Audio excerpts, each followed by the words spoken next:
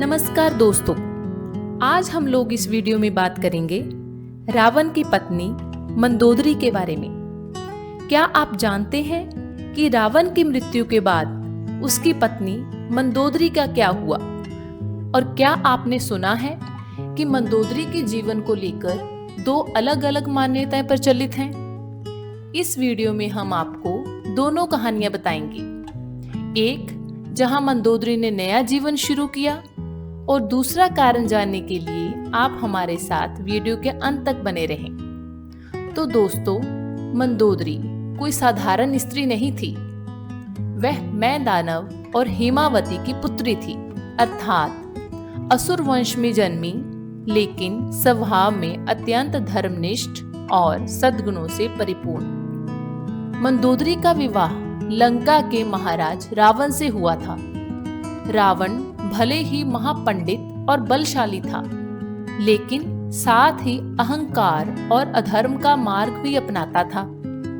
मंदोदरी हमेशा उन्हें सही राह दिखाने की कोशिश करती रहती थी। जब रावण ने माता सीता का हरण किया, तब मंदोदरी ने उसे कई बार समझाया, यह कार्य धर्म के विरुद्ध है। भगवान राम साधारण मनुष्य नहीं है, उनका अपमान लंका का विनाश कर देगा। लेकिन रावण ने उनकी एक ना सुनी। आखिरकार वही हुआ जिसकी मंदोदरी को डर था। लंका में भयंकर युद्ध छिड़ गया। रावण की पूरी सेना नष्ट हो गई। उसके भाई, पुत्र, सेनापति सब एक एक करके युद्ध भूमि में मारे गए, और अंत में स्वयं रावण भी भगवान श्री राम के बाण से मारा गया।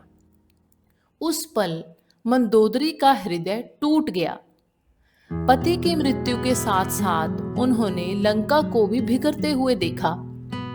उनका जीवन एकदम खाली हो गया। लेकिन मंदोदरी का चरित्र इतना दृढ़ था कि उन्होंने अपने शोक को भी सहन किया और धर्म को स्वीकार किया। उन्होंने श्री राम के न्याय और मर्यादा को प्रणाम किया, और भगवान राम जी की आज्ञा के अनुसार विभीषण को लंका का राजा बना दिया गया।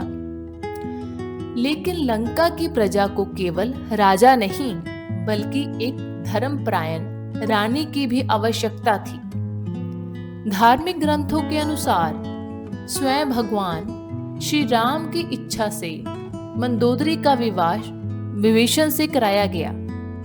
पहले तो मंदोदरी ने इस प्रस्ताव को ठुकरा दिया, क्योंकि उनके लिए यह क्षण बेहद कठिन था।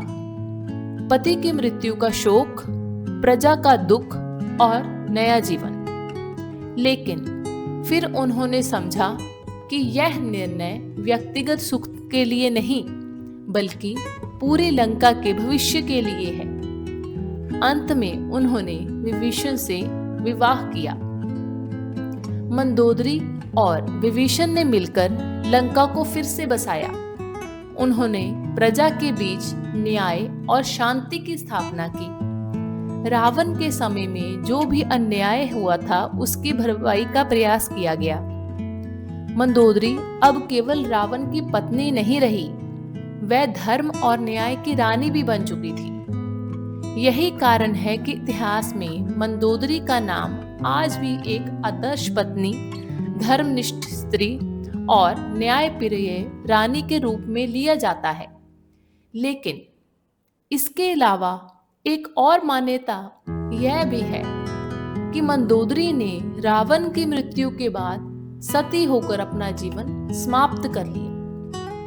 लेकिन अधिकतर ग्रंथों और लोक कथाओं में यही वर्णन मिलता है कि उन्होंने विभीषण से विवाह किया और लंका की रानी बनकर धर्म का पालन किया। तो दोस्तों, अगर आप श्री राम जी के सच्चे भक्त हैं, तो अभी कमेंट में राम राम लिखें।